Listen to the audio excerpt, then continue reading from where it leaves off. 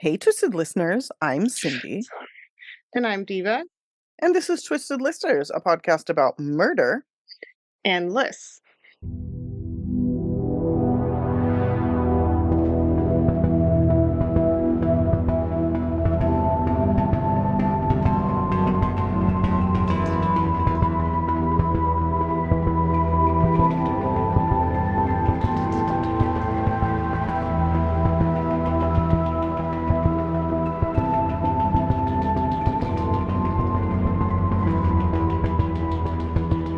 And Diva is back, if you couldn't tell. I am. Yes, thank you to Cindy for holding it down. Sorry for my absence. I've been having a baby.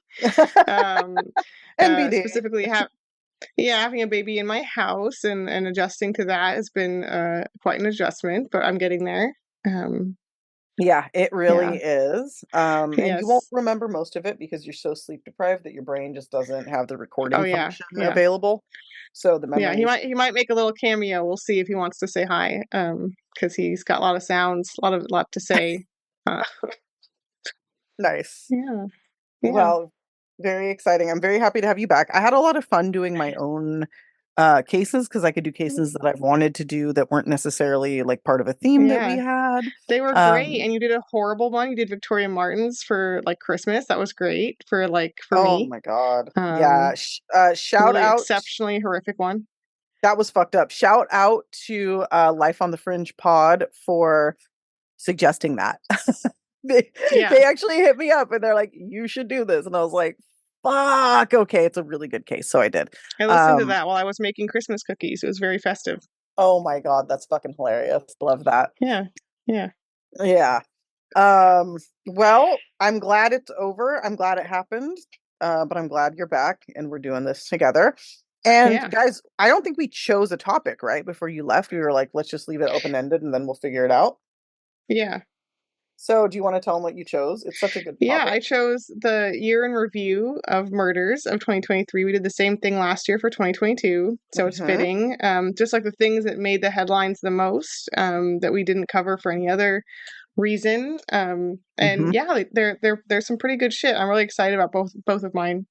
Yeah, I like both of my cases. My second case that is actually the trial is starting like tomorrow, like literally Mm, starting tomorrow. yeah, Um, so I'm gonna try to get some information tuned in on day one of that so I can add it to my notes. Um, but yeah, it's a fucking crazy case. This one is also a crazy case. Is there anything else we want to talk about? Anything we want to say? Mm, I don't know. I hope everyone had a good holiday. I guess New Year's, Yeah, yeah. All whatever right. that I don't. was. Oh, we're gonna get back on Patreon, right? Like we got to get on that horse. I owe like three people Yes, stickers. I'm such a piece of shit. Somebody has and not returned to me, so sorry, I have one friend. fully researched, but what happened was I like had my baby prematurely, and I was like literally finishing the research in the hospital like for fun after giving birth. Which I love that And that's fun for you. yeah, well, my fucking baby was in the NICU, and I was like just like bummed and like alone in this hospital room. And I was like, what else am I gonna do besides research Dean Coral? Oh God. I was gonna say, what kind of hotels have you been in that you can confuse a Hotel, hospital room for a hotel? no, a shitty hotel, yeah. Yeah. But yeah, it's been sitting around since like Halloween. So Well, I'm ready. we'll be doing that soon, and I promise Yes. new patrons, there are a few of you. I owe you stickers. I will send them. I don't know why I have a fucking mental block about sending out these goddamn stickers. I think I'm just gonna be like, Rory, please do this for me and just have him do it. Here's the Uh, most here's the most fucked up thing to fully call myself out so patrons listen to me and be like, you fucking bitch, and you can take your dollar away as punishment. Please, mm, please mm, don't. Please don't. My son's school, at the end of his block when I drop him off, the post office is right there. I am such a piece of shit. I'm so wow. sorry. I know I'm the worst. Okay, but anyway, I promise I will get those out to you guys. I apologize. I was flying solo, so it's harder to get things done. Oh no, I think we all have like five things that we should do or like places we should call. For me, it's phone calls of like things Oh I have to God. call, and I Uh-huh. just don't do it. I have a mental block of like I can't do it. Yeah, Um, phone calls are that's a fair way to feel for sure. mm-mm, Mm-mm. mm-mm. Yeah. But we love like our patrons are the fucking best thing about our podcast, and like we gotta Yeah. Gotta give you guys more love. So, For all sure. right, there I am groveling. I apologize. Let's get into the cases, yeah? Okay. Yeah. All right. I picked. So it's your turn. I go first. I actually just increased the font size on my research to 15 because I am a blind old lady and I couldn't see what I Nice. wrote. So, here we go. I don't actually know how to say their names. Of all the things that I listened to, I heard it a couple different ways. I'm going to go with the lady that I trust the most. This is the Doerman killings.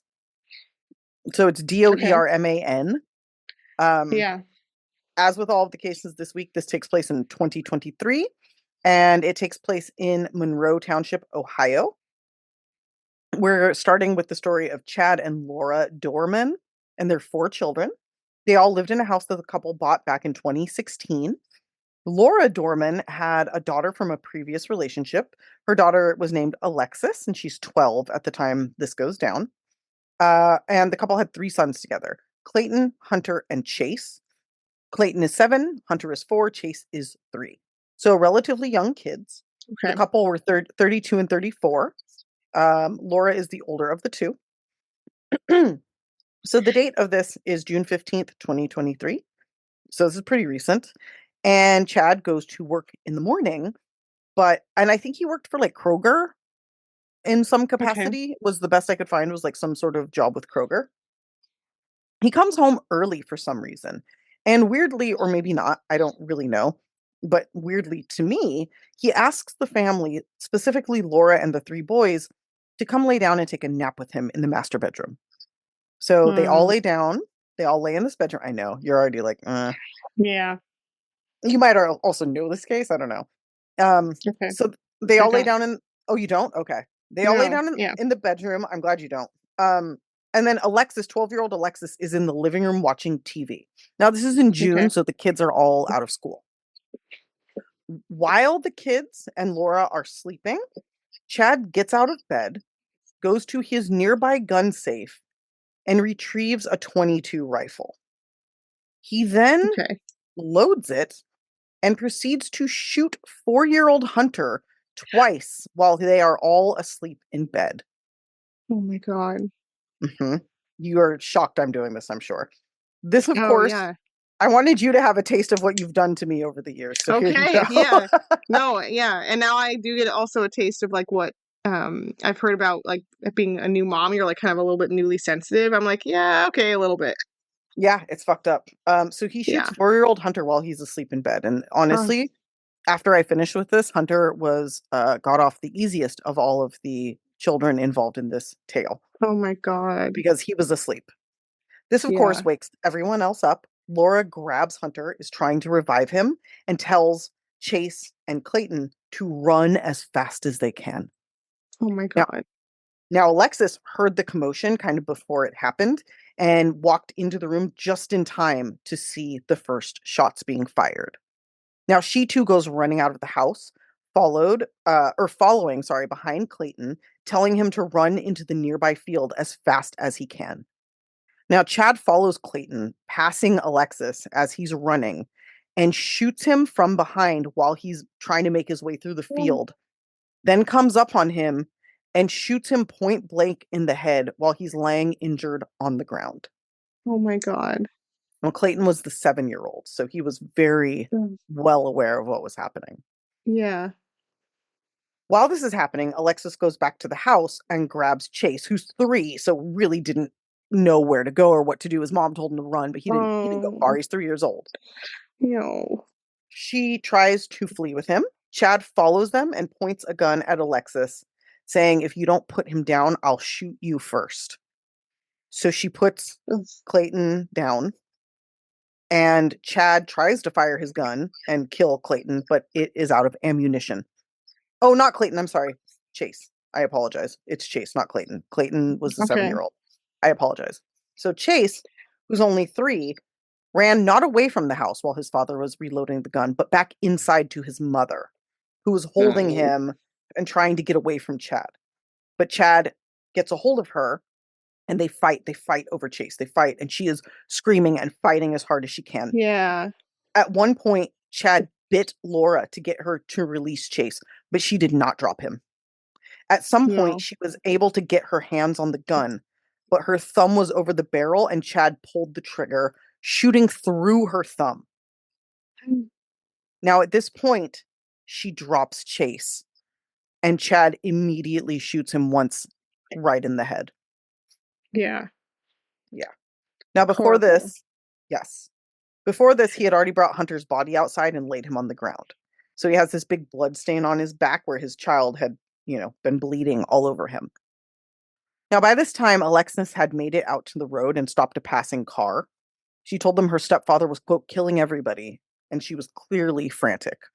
And I listened to the 911 call of this driver, and it's fucking crazy. I feel terrible for these people. They're obviously like horrified and they know what's happening. They didn't see anything, but just knowing, it's fucking horrifying. Yeah. So the people call from their cell phone right away. They tell the operator what Alexis said, and police come out. And when they arrive, and there's body camera footage of this that you can watch, they see Chad sitting on his porch, just sitting there smoking a cigarette. Apparently, My once he was God. done murdering his three sons, he just fucking sat there and waited. What an asshole. Yeah. He had no plans Just to shoot his. chilling. Yeah, he didn't shoot his wife. He didn't shoot his stepdaughter, only his three biological sons. And then he just waited. Okay. So police are obviously very careful when they arrive on site. They call out to Chad to stand up and walk into the middle of the yard because where he's sitting on the porch, his rifle is right next to him. So they want to get him Yeah. away from it. Like I said, the body camera footage is fucking intense. Chad doesn't move, and they're actually, you can hear on their walkies that they're given the okay to shoot him. Like if he doesn't Yeah. comply, just shoot him. If he doesn't listen, shoot him. But Ugh, he is a white man, so of course. Yeah. instead, they take their chances, knowing that he Exercise just caution. yeah. So instead of shooting him for not complying, they just walk up because even though they know he shot and killed three people, they feel safe apparently. So they pull Yeah. him onto the ground, they cuff him. Meanwhile, he's saying, quote, I did it. I shouldn't have done it. All this shit. Straight up admitting his guilt, which also, like, Yeah. there's witnesses. So they take him to the station, they arrest him, they get aid to Laura. They obviously try to save the boys, but it was like there was nothing. Yeah. There was no saving them. I Ugh. also saw I know. I also saw the video of him being processed at the station, and he's like totally cooperative, totally calm. The video cut, Wow.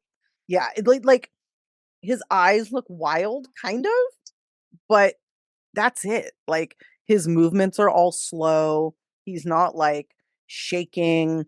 He's just got like Yeah. wide eyes, and like that's it. Um, I don't know. So he's almost like in a daze. The only thing that he asked was like, "Oh, can I have my phone call?" And they're like, "When we're done processing you, you'll get your call." And he's like, "Okay." Um, Oh my God. the audio cut out a lot when he was talking on the body cam footage. I don't know if they just like intentionally took it out because maybe they're going to use it in the case. I don't know, but he did answer some of their questions. It seemed like I just couldn't tell what he was saying, but the little bit that he spoke was like very fucking normal. Like, yeah, I don't know. Um, so I've heard people speculate he was on drugs. It's really hard to say. I mean, he definitely wasn't on uppers because he was like not even hardly with it when this was happening. But that's kind of it. He was arraigned on 9 counts of murder, one for each shot into the boys' bodies. He shot Wow. both Hunter and Clayton 4 times, and Chase just the once when Laura dropped him. Um, those charges were eventually reduced, but still to murder. And they added kidnapping, which I don't understand how they did that. Maybe it's because they were all in the room. I don't know. Okay. Um, what I do know is that the prosecution is absolutely going for the death penalty. And weirdly, even though he admitted to what he did repeatedly and on camera, Chad decided to plead not guilty at his court date, which Wow. is, yeah, Bold. yeah. So there's no real motive. No motive has been released by the police. There has been a lot of kind of conjecture and like, best guesses. People have definitely dug into the lives of this couple to try and figure out what's going on. And I'll talk about some of the motives now. So when he was arrested, Chad said that he had been thinking about killing his sons since October of 2022. So about 9 months he'd been planning. or at least considering to do this, which, like, I don't know, that feels like a long ass time. Um, he also said he hadn't slept in 3 or 4 days because, quote, having to kill his sons was weighing on him so heavily. Having to. Okay. Having to. Yeah. That's a Yeah, that's what he weird thinks. yeah, that's a weird ass thing to say. Like who said you have to? Maybe just like don't do it. I And don't know. also and also like, oh, having to do that was hard on me. Like, that's telling Exactly. too. I haven't slept for days because I have to murder other people. Like, what, bro? Oh, Come on. it's so hard. Yeah. Yeah, not good. So why though? Why would he do this? So the first thing that is obvious, people, I think, is the first thing people looked for, was that the family was having financial issues. Laura was being sued by a credit card company for over $5,000 in non-payments, which, like, fuck credit card companies. Who cares? No judgment on her at Yeah. all. Yeah. Like, I don't fucking care. But it does sort of show that there were issues. Further, their closest neighbor said that Chad was, quote, always angry and, quote, always yelling at Laura and the kids. The neighbor said he was angry every day, and there wasn't a day he didn't yell at his wife and kids out there. So there's a little bit of evidence that maybe he was abusive. Yeah. So we have money problems, we have just general piece of shit behavior. And then, unfortunately, this neighbor was home when this all happened and saw the three boys lying in the yard. And he said he's, like, extremely traumatized. Obviously, Alexis is, like, fucking wrecked. A 12-year-old watching this shit? Like, what the fuck? No. Yeah. Yeah. So sort of going along the lines of him being abusive, there's also a rumor or a claim. I can't find a lot to substantiate it, but there is an online kind of idea, pardon me, that Laura was in the process of leaving Chad, and that very day, in fact, and that he kind of caught wind and came home early to stop her. Like, maybe she was arguing with him Mm, over the phone and was like, I'm fucking leaving you, like, fuck off, and he came home. that's definitely happened. That would make sense. Yeah. Yeah. So maybe he, like, convinced her to take a nap with him. Like, let's just everybody calm down and we'll talk when we, like, get up. And then Mm-hmm. decided that was the moment to carry out his plan. But it seems weird because he said he hadn't slept in days because he was going to do this.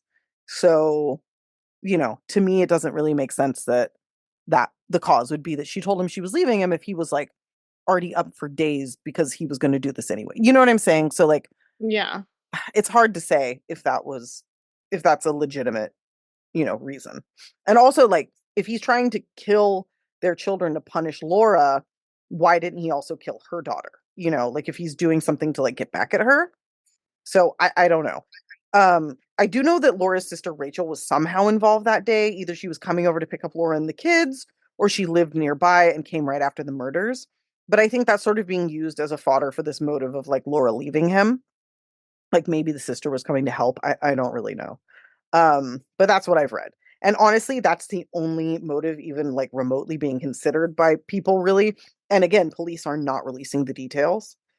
His trial is not set until in July 8th of this year. So we're gonna kind of have to wait to hear what the fuck.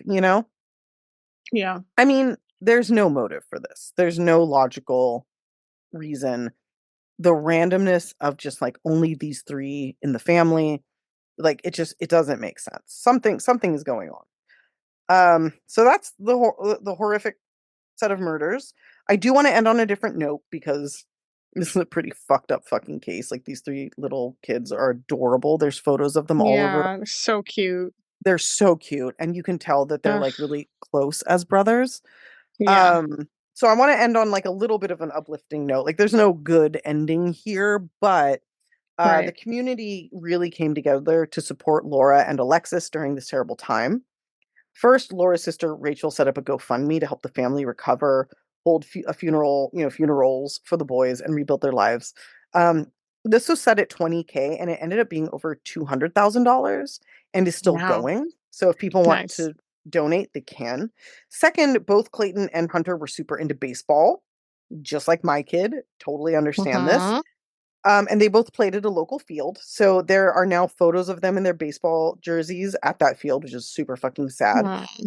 The field they most often played at is now being dedicated to them and Chase, and being called the CCH Field. They're going to have like a banner made with, like, their photos and wrap it around the Mm. dugout. They have their So sweet. jerseys. I know, it's really sweet. They made Chase a jersey. So all three boys have jerseys because Chase wasn't old enough to play yet. So Right. they're making him like an honorary jersey and putting them up, hanging them at the field. So it's they dedicated a bench to them, they planted a tree. So for how horrible this is, like the entire community in this little area of Ohio is like really, really lifting up these two Showing up for survivors. them. They Yeah. really are, and they're That's great. really, yeah, they're making sure to honor the boys and not let, their memories Yes. disappear, which I think is really, really great. So yeah, Yeah, it's that's touching, but it's also fucking horrible. like, why does it have Um, to happen? Like, none of this yeah, should be happening. There should be no bench. There should be no tree. exactly. There should be no jerseys. Like, this sucks. They should just be playing baseball and that's it. Yeah, exactly. She should have left Um, that piece of shit if that's what she was doing. ugh, Yeah, God. real fucking bad. And I guess like she It's wasn't always, working, but it's so always when they want to leave. It's always when the woman wants to yeah. leave them. It's a And of pride ego thing. Right. And I had read that like she had a job at one point, now she doesn't, like because she had three boys. And like that's another thing, a great way to like isolate your partner is to have them Mm-hmm. not work, and then you have like all the control, and it's Right. not good. It's not chill.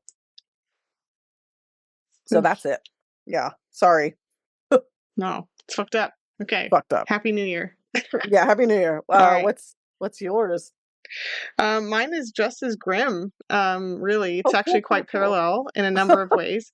And I Fuck. know you know it, and it was all over the headlines last year. It's the Mm-hmm. case of Jesse McFadden and the various dead bodies found in Oklahoma. Okay. Um, in Henrietta, Oklahoma. I'm like positive Right. you would have read this headline at least one time. Mm-hmm. Mm-hmm. So Jesse was a piece of shit. He was 39. He was a convicted sex offender who was convicted of Ew. first-degree rape of a 16-year-old girl way back in 2003. Ugh. Yeah, so he got early release in October 2020, and I'm kind of doing this out of order. But although he submitted an Alford plea, meaning like you would admit to the evidence being stacked against you, but you don't admit that you're guilty, kind of thing. Mm-hmm. Um, Right, right, he right. admitted to an Alford plea, but he ultimately got a 20-year sentence back in 2003. So he got out in 2020, 3 years early, which is Mm-hmm. great, as we'll hear. And later, the survivor of this sexual assault in 2003 will recount the harrowing story of her assault. So, just briefly, I'll tell you that at the time, Jessie was 19, she was 16. He was dating one of her friends, which is already creepy to begin with, because as we know, when you're a teenager, those differences of a couple of years are pretty significant. Right. Um, Yeah. Yeah. yeah, I think it's weird. So when like if you're not in high school dating a high school girl, like that's weird. Um, Right. Right. yeah. So they were at the same party all together, and she took a ride home from Jesse. And after dropping her off, he basically broke back into her home and assaulted her there at knife point in her home. Um, Jesus. yeah, really violent, horrific assault. And afterwards, she actually escaped and ran naked to a neighbor's house a quarter of a mile down the road to get help. It was really dramatic. She was like scared for her life, obviously. Um, and after she pressed charges, another girl actually reached out to her saying that Jesse McFadden assaulted her on the school bus when she was in sixth grade. Holy shit, dude. Yeah, so he's This already a guy's serial just, offender. yeah, Not he's just a he's piece still of a shit. teenager. Yeah, already a Yeah. serial Yeah. offender. In 2004, a year after he was convicted for this like horrific assault, which could have been, a murder for all we know, because she ran away, right? She Right. didn't. Yeah. Yeah. Jesse wrote a letter to the judge in his case asking for leniency. So I thought I would read you a little quote from this just to anger you. He, he said, Thanks. quote, I feel very bad for what I've done. It's something I think about every day. I sit and think about how I can change what I've done, but no matter how much I'd like to, there's no changing the past. So the future is all that's left to me. And That he guy writes this. thinks about what he's done while like touching himself. There's no remorse. Fuck this. Mm-hmm. Yeah, Mm-hmm. for sure. So his letter is all about how he's going to take classes and get an education and like do good in the future. So he's basically like, "Hi, I'm a white man. I'm going to do good things in the future. So you should let me out." Like Yeah, definitely like totally project entitled. my potential. Just project it. Like Yes. it's there Yes. because of, yeah. Oh my God. Yeah. This Mm-mm. was denied, so that's good. That's Um, good. Yeah, I thought you were going to say something else entirely. So, yay. no, he did get leniency like later, but not at this time, Okay. not right away. Okay. But back in 2016, Jesse was charged with soliciting sexual conduct with a minor and with possessing child pornography. And he was, as I'll mention again, but he was due to appear in a court hearing related to this case, which astonishingly was kept separate from the other case. So what I mean by that is that he's in prison for rape, but the fact that he has Right. a contraband cell phone. So what he did was that he was accused of sending illicit messages to a 16-year-old girl from prison with a contraband cell phone. What the Um, fuck? Yes, this girl's grandfather actually discovered what was happening and reported it to police. He had actually been contacting her since she was 15 because he got her number from a friend of a kind of acquaintance of hers who was in prison, and he had been grooming her for like a year What the from like over fuck? text. Hmm. So much for his letter, huh? Uh, yeah, he's going to better his life. Yeah. Yeah. Um, so but this didn't like count against his release time in the original case. Somehow it was kept totally separate, so he got early release 3 years early, in October 2020, which I find crazy. What, for all Right? his good behavior? Like, what the fuck? Yeah, he literally, yes, like for good behavior, and Jesus this Christ. case was kept totally separate. um Insane. um Yes. Just after being released in November 2020, a bench warrant was issued on this case, and he posted about a bond of $25,000. So he was out, awaiting this trial, which was delayed a number of times from 2020 through basically 2023, for Probably COVID started with reasons. COVID. Yeah. Yeah. Yeah, pandemic reasons, and then for dumb reasons, like the prosecutor broke their foot, like random shit. Well, But you during can't all work of, in a cast? Like, come on. That's I don't know, ridiculous. yeah. But during all of these delays, Jesse was out on that bond, just like chilling. And I will circle back to that I bet you later. will. I bet you Hmm. will. Hmm.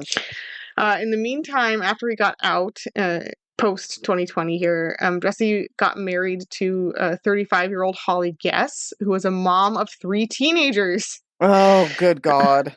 Riley Elizabeth Allen, who was 17, Michael James Mayo, who was 15, and Tiffany Doré Guess, who were 13. So that's her three kids. Mm. And he married her actually in May 2022. I'm not sure when their relationship like started, but they got married then, and they moved to this area in Henrietta, which is a small Oklahoma town about an hour south of Tulsa. Okay. He had actually hid his criminal past entirely from Holly, from his new wife, until just a few months prior to these events in 2023. So, at least a year, he didn't tell her shit about why he had been in prison, or he lied, So or whatever. but she did know by the time this all goes down. Yeah, but he lied for the majority of their relationship. Yeah. Got it. Got Um, And according to Holly's mom, he minimized it and spun it when she did find out. She said he, quote, lied to my daughter and he convinced her that it was all just a huge mistake. So he's basically saying, like, I was wrongfully convicted. That's how he kind of played it. I was wrongfully Um, repeatedly convicted for the same basic thing over and over and over. I yeah. believe you, sir. Hmm. Holly's family also reported that he was a controlling, abusive partner to her, which shocking. Right. Apparently, he kept her and the kids under quote unquote lock and key, controlled where she went, and like monitored her like comings and goings. Hmm. And she actually had to marry Jesse in secret, and not tell her family because they fucking hated him and didn't approve. Shocker. And Right. only after all these events had transpired would they find out that they were even married, because it was all hidden. I mean, that's not a good sign, guys. I mean, listen, there are No. definitely times that you have to marry someone in secret because your family is toxic. Yeah. But I mean, anytime this happens, you really have to take a long, hard look at who it is that you shouldn't be keeping in your life because it's at least one side of this. Like, if one Yeah. side hates the other side, you really got to take a step back and figure out what's going on because if you have to hide your marriage, that's a sign that It's not good. it's not good. It's not fucking No. good. No. No. Um, No. So also just a side note, I meant to say this earlier. I didn't find anything under Jesse's like background or childhood or whatever, but I did find a couple articles about his brother, I believe Corey McFadden, and the fact that Cody McFadden, and he had the fact that he's uh also an offender of violence against women, and he had been arrested and convicted on various charges. And I believe in also in 2023. Um, oh no, wait, no, this is earlier. 2016. Anyway, I'm not sure exactly when. No, it's 2022, so I knew it was recent. So 2022, Cody, his brother, actually attacked a woman, severely beating her, and locked her in a dog kennel. Oh my God. Yeah, he then shocked her with jumper cables and hit her with an axe. Jesus Christ. So he's like torturing her, and she managed to actually escape that. So he probably could have easily killed her. Hmm. So just judging by what his brother's up to, I kind of feel like his background is probably fucked up. Yeah, Um, this sounds like they were pretty horrifically abused, probably, yes, but or the dad is an abuser of some kind, and they just like they had something fucked up in their backstory there. right. Not that it makes any of this okay, but at least it gives No, you kind of an explanation, if nothing yeah, else. exactly, yeah. So fast forward here to May, I guess what would it be April 31st, 30th, 30 2023. days past September, April, June, and November. So April 30th. Sorry. It's the last day of April. Yeah. Yeah. 30th. Yes, that's right.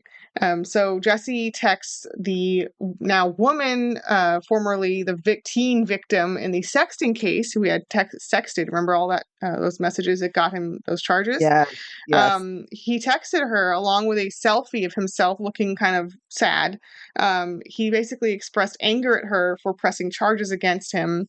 He said he was going to like he did everything he said. This is what he says. I did everything I said, basically, that I was going to do when I got out.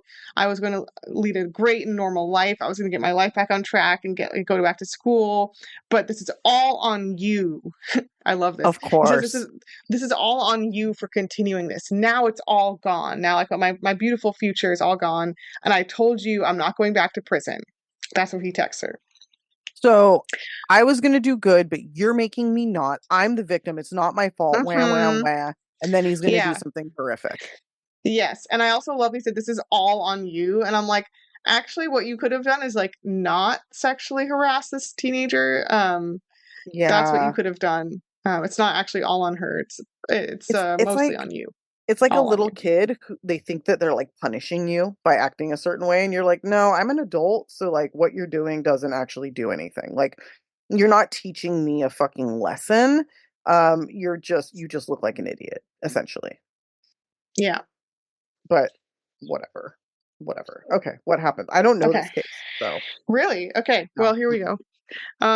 So fast forward, the families of two girls, whom let's see, what's their name here? Oh, I The think I daughter, do know this one. Yeah, yeah, yeah, because her friends yeah, were over. the Yeah, I friends. only know it peripherally though. I didn't realize what an absolute piece of dog shit this Yes, guy was. Holy yes. shit. He's like So the next level. families of Ivy, boop bop boop. Where do I have their names? Yeah, Ivy Webster, who's 14, and Brittany Hmm. Brewer, is 15.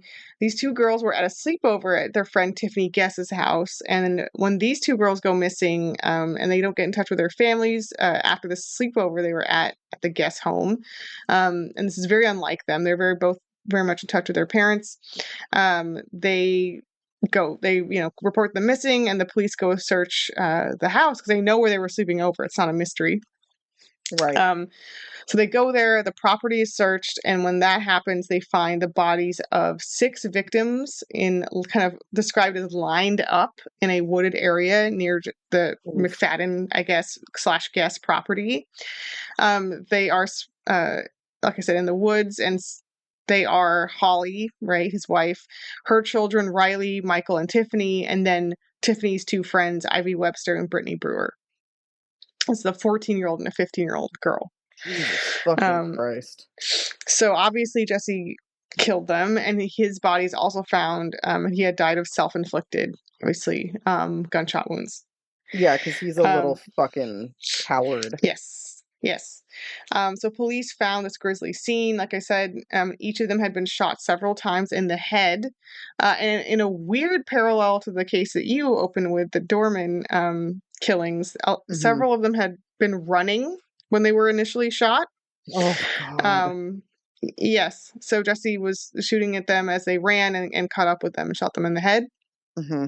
God damn. Uh, the weapon, which was Holly's personal handgun, was found at the site. So it's really not a mystery. They can kind of see what happened. And the haunting, there's a really haunting, disturbing element of pre planning here because I think he knew Ivy and Brittany were going to come over, Hmm. the two friends, and a later autopsy would show basically his preparation to kidnap and imprison and assault them was a huge Hmm. part of this crime.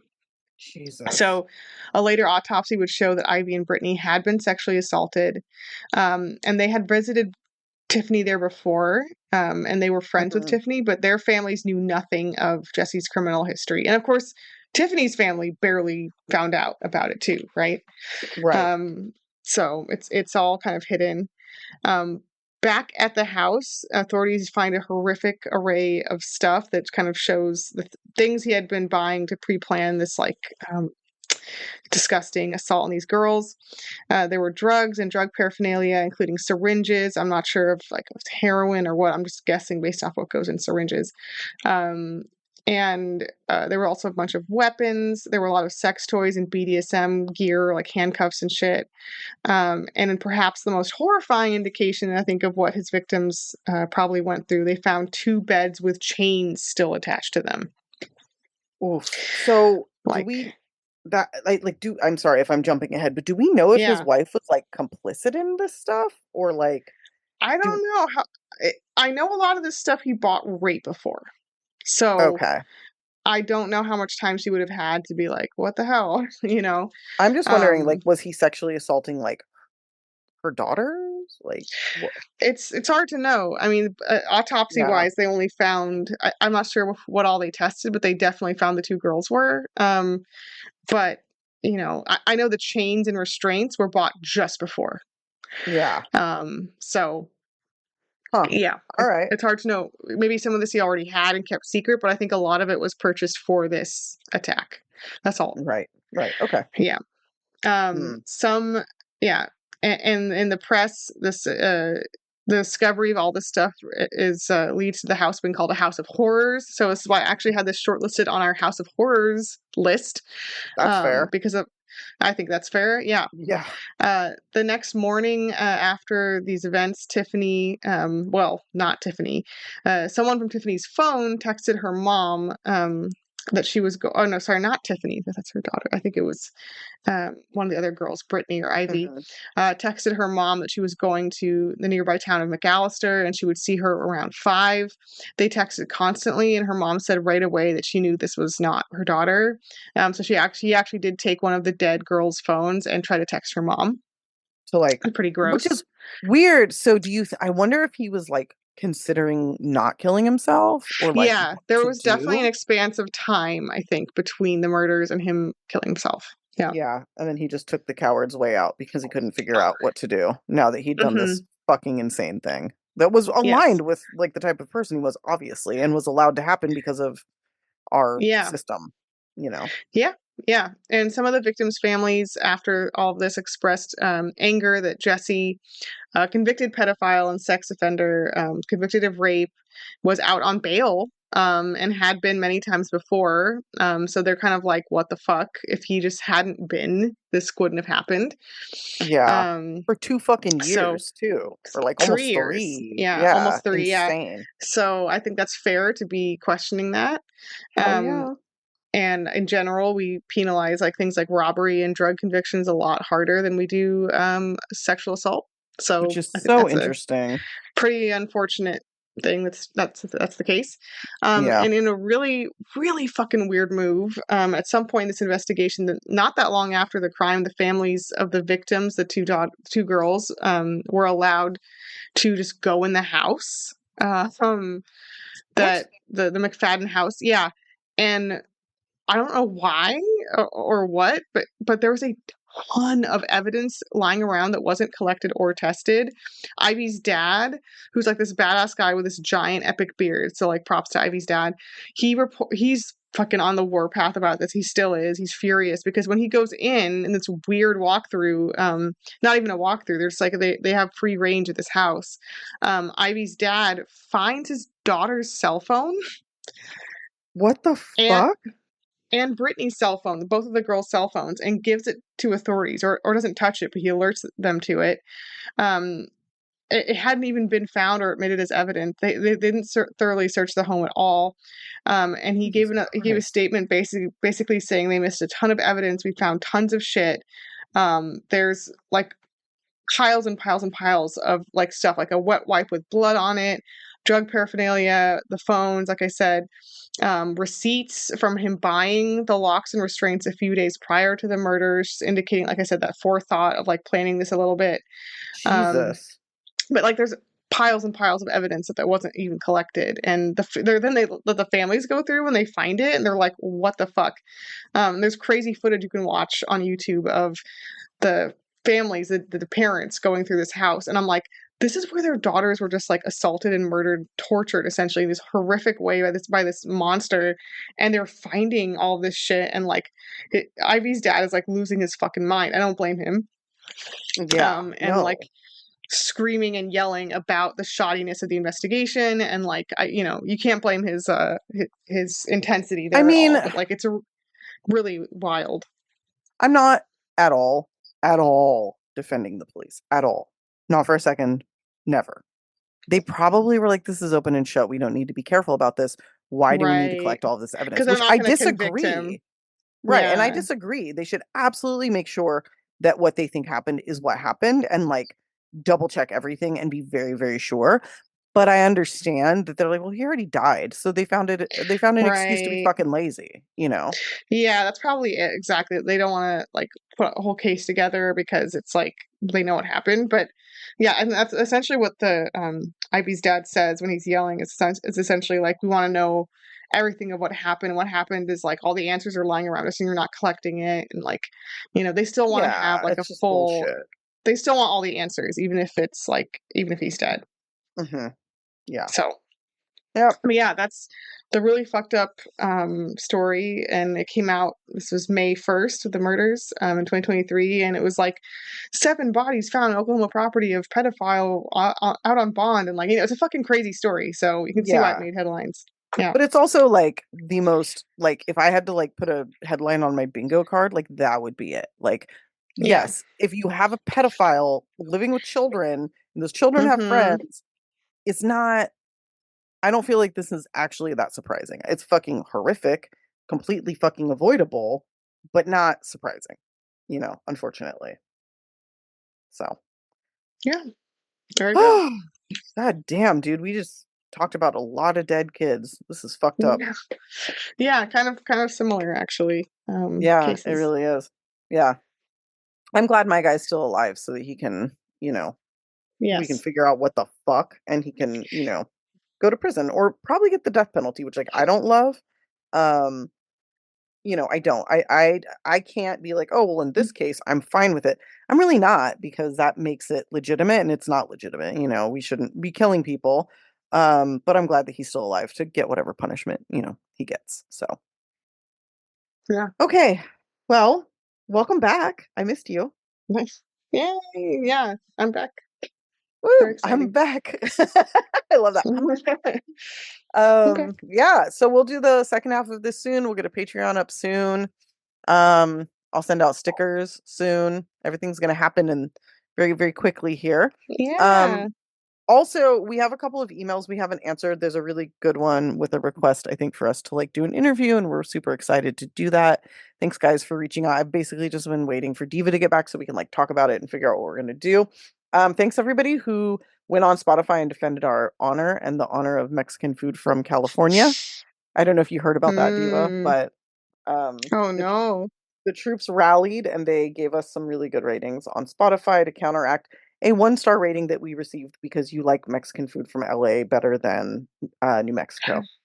And apparently that Oh, warranted a 1-star rating. I'm so glad that got someone upset because I've never like been more willing to like dig my heels in on an opinion ever. So I'm glad they're mad because I will never ever I will never walk that back. I mean, if that's why Suck. we're getting bad reviews, I love it. If we get a bad review for like something legitimate, it doesn't like it makes me way more sad because I'm like, oh fuck, we should fix that. Or we don't usually. Usually it's just like Yeah. I weird mean, haters, like politics or food, listen, apparently. listen, New Mexico, no offense, but also like a little offense because your food's not as good as our food. So, But you know what? um, As of right now, and believe me, first of all, I'm sure somebody's gonna be like, you can get it here and here and here. But you know what we can't get in LA? mm-mm. We can't get fucking fry bread. Okay? Like, where is that? Where is that? No, there's lots Okay? of stuff that we don't have. I'm not saying we're perfect, but in terms of Mexican food, yes, we are. Um, We are. But there is food other in New other Mexico that things, you yeah, can get that you can't get here yeah. that gives them the advantage. And I'm willing to admit that and You be know what? jealous about it. I would love Indonesian food. Can't get it, for That is really example. hard to So find.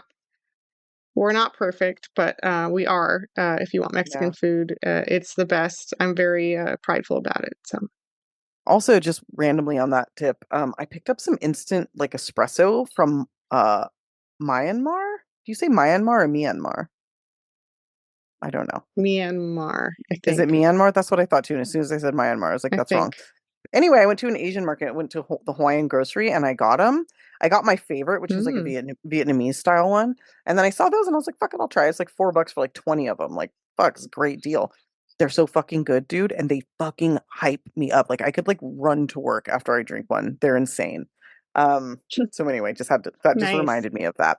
Anyway, guys, if you want to know what those are, I'll send them to you guys and you can order them or get them at your local Asian grocer. But thanks everybody for listening. We're all glad you're back, Diva. Please like, rate, review, share with your friends. Yeah. And until the second half of this really fucked up list, Stay. off our Live. last. Stay on. Bye. Bye.